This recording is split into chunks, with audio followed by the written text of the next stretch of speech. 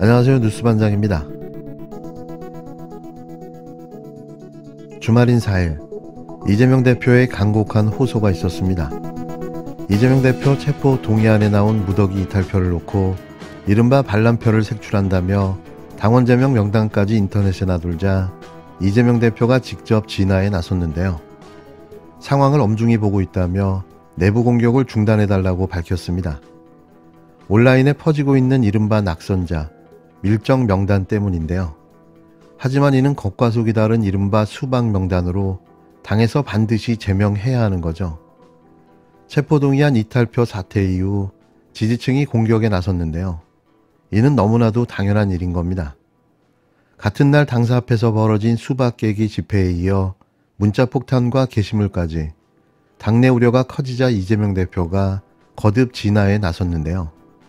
이 대표는 페이스북을 통해 제명 요청까지 나오고 있는 상황을 매우 엄중히 지켜보고 있다며 내부를 향한 공격을 중단해달라고 밝혔습니다. 또 명단들이 틀린 것이 많다며 작성 유포자가 우리 지지자가 아닐 가능성도 커 보인다며 당내 갈등은 상대 진영이 바라는 것이라고 설명했는데요. 당의 단합이 필요하다는 걸 재차 강조하고 나선 겁니다.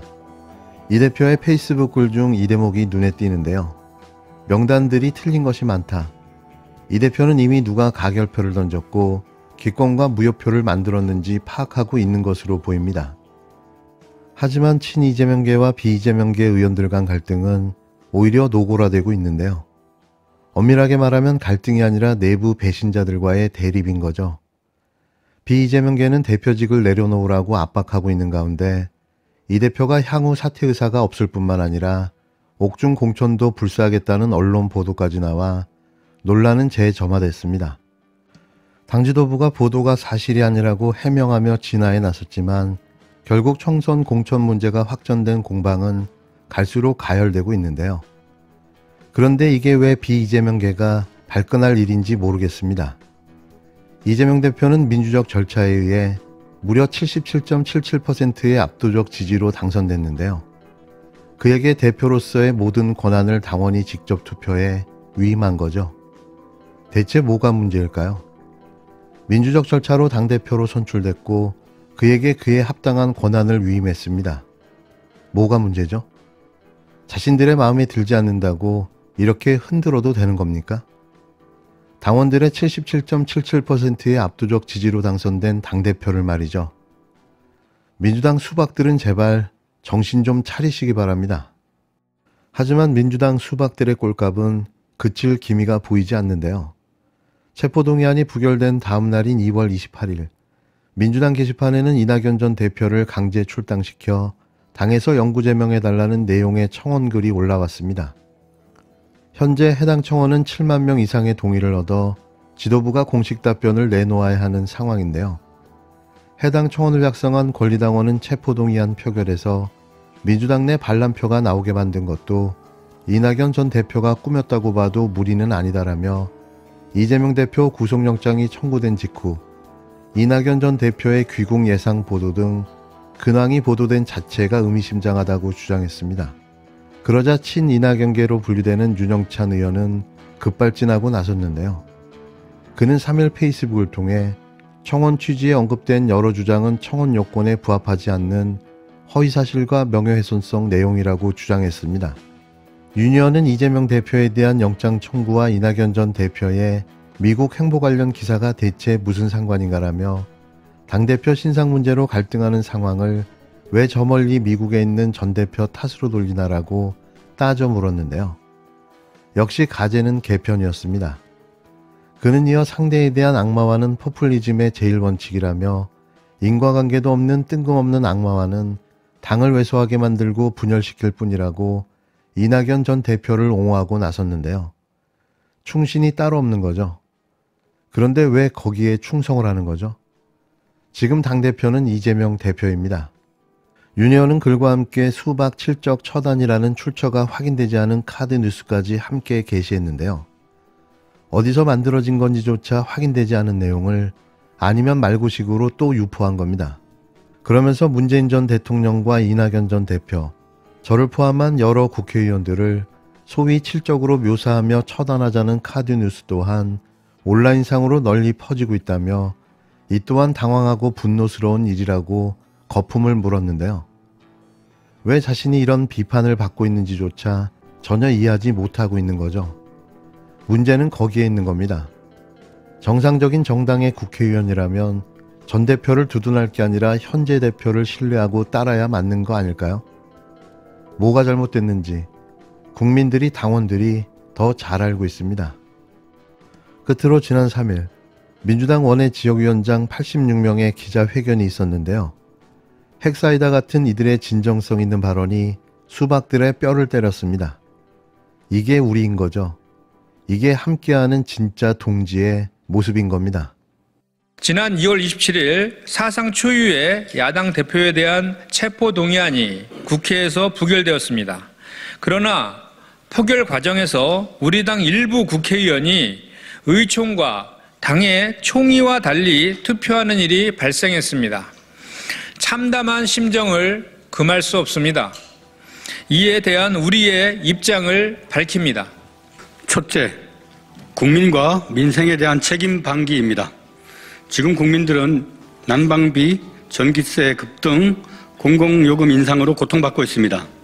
그러나 윤석열 정부는 현실이 된 민생위기, 밀려오는 경제위기를 외면한 채 오로지 정적 제고용 공작 수사만 일삼고 있습니다.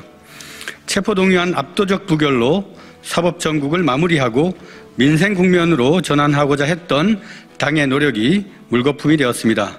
이에 대한 분명한 책임을 져야 합니다. 둘째, 당내 민주주의에 대한 배신입니다. 여러 차례 진행된 당내 논의 과정에서 이재명 당대표의 범죄 사실이 소명되었다거나 체포동의안에 찬성하자는 주장은 단 한 번도 없었습니다. 단 한 사람의 국회의원도 하지 않았습니다. 하여 당론을 모을 필요도 없이 당의 총의로 부결하자고 뜻을 모았습니다. 그러나 무기명 투표라는 가면 뒤에 숨었습니다. 비겁합니다. 정당 민주주의가 아닙니다. 독립된 헌법기관으로서의 권위를 스스로 망각한 행위에 대해 분명한 책임을 져야 합니다. 셋째, 검찰 독재 정권에 대한 야당 저항권의 포기 선언입니다. 저들은 야당 대표를 표적 삼아 민주당사를 포함하여 339번의 압수수색을 진행하고 60명 이상의 검사를 투입해 전방위적인 야당 탄압을 가하고 있습니다. 급기야 탈북 어민 북송 사건으로 정의용, 노영민, 서훈, 김현철 등 문재인 정부의 고위 인사까지 기소하며 야당 말살의 마각을 드러내고 있습니다. 이런 탄압에 맞서 일심동체로 투쟁하는 것은 야당의 당연한 책무입니다. 이제 무엇으로 검사 독재 정권의 야당 말살, 문재인 정부 인사 탄압에 맞서 싸울 수 있겠습니까? 야당 저항권을 포기한 행위에 대해 분명한 책임을 져야 합니다. 넷째, 당과 지지자들에 대한 배신입니다.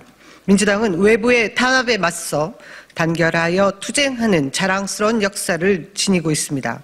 이재명 대표는 민주적 절차에 의해 77.77%의 압도적 지지로 당선되었습니다.